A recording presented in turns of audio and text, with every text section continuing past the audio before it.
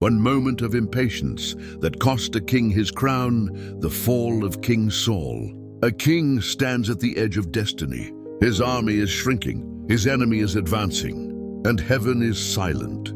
This is not the story of rebellion. This is the story of impatience and how one moment of fear cost a king everything. Saul was chosen by God, anointed to rule, and entrusted with authority. But authority came with limits. He was commanded to wait for the prophet, wait for God's timing. The sacrifice was never his role to take.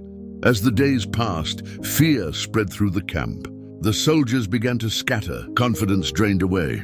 The enemy grew closer, and the silence from heaven felt unbearable. Each passing moment felt like defeat. Waiting began to feel dangerous. Obedience felt impractical. Faith felt slow, and impatience began whispering that action mattered more than obedience. In that moment, Saul stepped into a role that was never his. He reached for what looked spiritual, but was rooted in fear. He offered the sacrifice, not because God asked, but because he could no longer wait. Moments after the act, the prophet arrived, not late, not delayed, right on time. And suddenly, Saul's excuse collapsed under the weight of truth. Because of one act of impatience, Saul lost more than a battle. He lost the favor that established his throne. The kingdom would no longer remain in his family. God was not looking for speed. He was looking for obedience. Saul did not reject God outright. He simply refused to wait.